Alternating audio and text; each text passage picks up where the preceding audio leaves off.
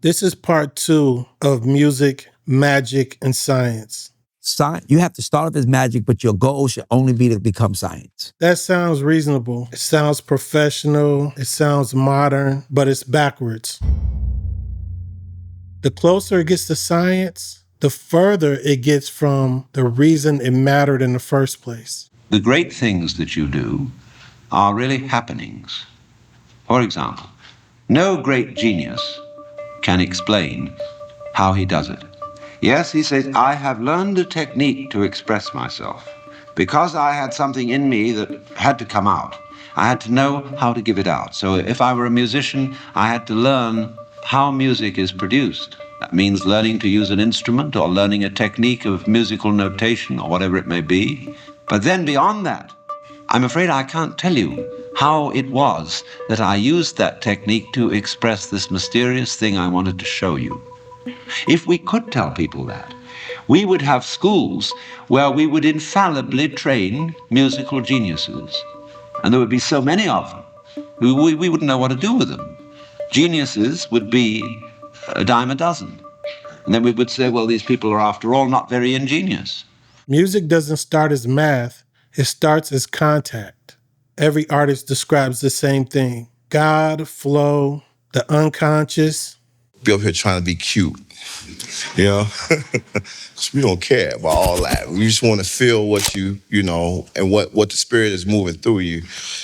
And it's the best place to learn that, you know? So you shut yourself down and you let whatever's come through you. Carl Jung said, the creation of something new is not accomplished by intellect, but by the play instinct acting from inner necessity. Not just fluff, that's psychology. The intellect explains patterns, but the unconscious recognizes patterns. Putting a new band together, I'd like you to be a part of it. So I said, okay. I went down to rehearsal, and Frank, I thought we were going to be playing this kind of advanced music, you know, this kind of advanced orchestral music. And the first thing we did, and we were doing... And I said, Frank, I can't, he says, what's wrong? I said, I can't do this. And he says, why? Is something wrong with your hand? I said, no, I just can't play that. And he says, oh, all you got to do is... I said, but I can't do that, Frank. And he says, oh, you mean it's beneath you? I said, well, I didn't study all these years at the conservatory to start playing. So anyway, the greatest thing that happened in my life was that Frank broke down these ridiculous barriers that I had about music. And that's why artists will say things like, it just came to me. I don't know how I came up with that. It just came to me. Science can't explain that. It's just how creation actually works. Listen how Leonard Bernstein describes Beethoven. And as for harmonies, how many times you have to listen to the pages of one chord over it? That's not very interesting harmonically, right? What makes it interesting? Well, it's the form. Well, form is a mold that can be made to be very uninteresting factor. But in Beethoven's case, the form is all because it is a case of what note succeeds every other note. And in Beethoven's case, it is always the right next note, as though he had some private telephone wire to heaven, which told him what the next note had to be. He didn't talk about any mathematics, any equations, nothing like that. Bernstein said he touched the piano. I touched the piano and I knew I had touched God in my way.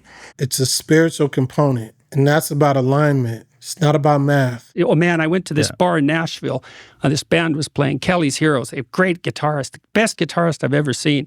And they were playing old country music with a heavy blues rock twist. So they do this great version of Ghost Riders in the Sky. It's 15 minutes long. And this brilliant guitarist just goes way out on a limb. And everybody in the crowd, it was so fun to be there. They're just thrilled to death because they're watching this man doing the same thing that surfers do.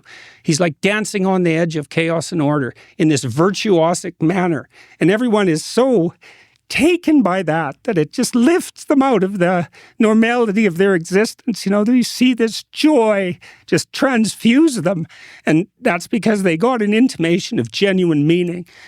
And it's not amenable to rational criticism, which is the thing that I thought that struck me as so miraculous about music, and why it has this element of salvation. It's like it puts you directly in touch with the meaning that sustains you in life. You have different eras in different cultures, but the same experience.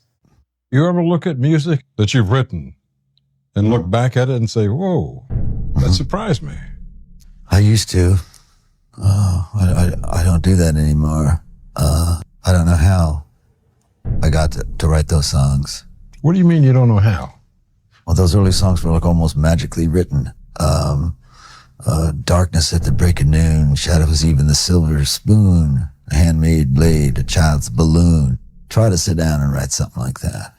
When you're soloing, are you thinking or are you just tapped in? Yeah, I'm trying to be tapped. Yeah. Yeah, I'm trying to tell a story. I finally feel like I'm playing to a place where I don't have to like think about techniques or, Yeah. you know, I'm trying to use like a language. Mm-hmm. You know, I'm trying to play to people, not over people's head. Yeah. You know, but I'm really trying to be as tapped in and trying to play in the spirit as much as possibly as I possibly can. Yeah. You know? So yeah, it's not much thought at this particular point. Yeah. In the last few years, it's not much thought at all. It's all spirit. I think modern creators, they struggle with the concept of who's in the room matters. It's a vibe. The person in the room with you can change the feeling of the music, and anybody in the room can bring the vibe down. There's no math to correct that. How much of just the vibe of a room, the spirit, like what you walk in, like how much of that plays into the music that you make? A lot for me. I'm a vibe whore. Even at my shows, the vibe gotta be right. People get mad sometimes because I don't like lights. Robert won't even let you come on stage at 10:45 if it don't look right. Go to 10:53. The vibe, 10:53. Everything's a vibe, man. I like people walking around, coming in, you know, like everybody's there. I want to experience it. But in the studio, I'm all about vibe. I love candles, like T same way, you know, candles. The lights gotta be right. If I'm about to play something on the piano, you know, I gotta tell them dim the lights, depending on the vibe, what I'm trying to portray. Mm-hmm. You know what I'm saying? And try to get as close to that actual thing as possible in the studio. Quincy had a sign up on the wall, leave your ego at the door. People get in a room with the intention to do one thing and something else emerges. And even without just the example of one form becoming another form, once people are in a room and they're performers, of course, I can relate it to being an actor, something changes. And I think it can be exciting to feel how you think you're doing this is the play, and suddenly something shifts and the play becomes something else. Ernest Hemingway said the best writing is done when you're in a daydreaming state. I did a deep dive on Off the Wall, and I'm listening to it, and I'm like, bro. Yeah.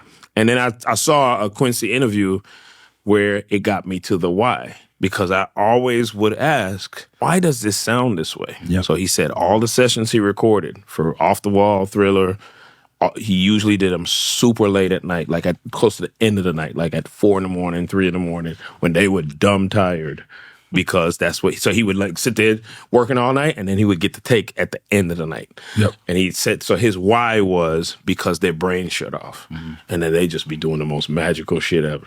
I've also heard the statement that you create drunk and you edit sober. We have always told the musicians, and I've felt that from the bottom of my soul, that let's leave some space to let God walk through the room, because that's when the real serious things happen, and it's the divine intervention, and it's the divinity is really what it's about, cause and manifestation. As cause is God's job, and so once you have delineated the lines of responsibility, some beautiful things can happen, and that the footprints that God leaves in the studio is you can always hear it on the tape. Creation first, science second. What is it that it makes it to you like the hand of God? Like, what is it about writing on paper? My little analogy of it is you can't write poetry on a computer. Why not? Well, because I'm going for a rhythm. Right. I'm going for a rhythm, and then and there's a connection between my chicken scratch and this paper and this pen, as opposed to this other thing. And the more unintelligible and only I can read it, the more legit it kind of is. And the thing is, and it's vomit. It's absolutely vomit. Okay, when you write by hand, you overwrite. You way overwrite because you're just getting it out there. You're getting it out there. Then after all the vomit happens, then you sit down with a typewriter, or then you sit down with a thing, and now you take the vomit and you tame it. The contradiction is that the science doesn't cause the magic. The science explains. Science is a translation tool. There's 5 instruments in bluegrass music. The bass is in 1 octave, the guitar is in 1 octave, the banjo's in 1 octave, and the fiddle and the mandolin are in the high octave. Octave is 10 notes. When you double a note, that's an octave higher. Pythagoras, a Greek mathematician, set that up. Now, them You're 4... talking about instruments. Yeah. Now, me and Bill was let me tell this. higher than the instruments. So They don't we take got me. that high lonesome sound. Let me tell you something. The bass is in the bottom octave, the guitar next, the banjo, then Monroe's mandolin and fiddle, Chubby or whoever. Monroe never let 2 instruments play in the same octave. When the fiddle played, he didn't have nothing to do, so he started playing time. That's the secret of bluegrass. Keep every instrument in a separate octave. Because Pythagoras set it up and gave the A note 440 vibrations. If an octave is doubling, the A underneath that would be 220 vibrations. The next 110 and the next 55. The 3rd string on the bass is an A string. It vibrates 55 times a second when you tune it. The 5th string on his guitar is A. It vibrates 110 times when you get in tune. The banjo A is 220 vibrations. The 2nd string on Monroe's mandolin and Chubby White's fiddle is A, 440 vibrations. And Monroe kept every instrument in a separate octave, creating 4 separate octaves going up.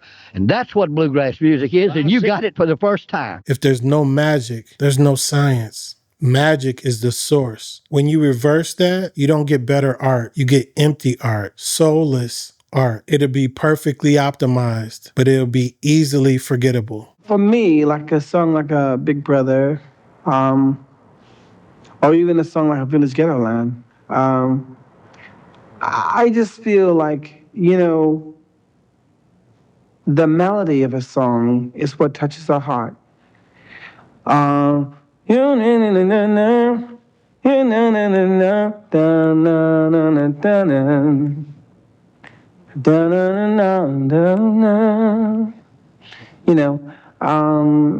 It makes you feel something in here. I mean, I say, your name is Big Brother. You say that you're watching me on the telly. Seeing me go nowhere. It's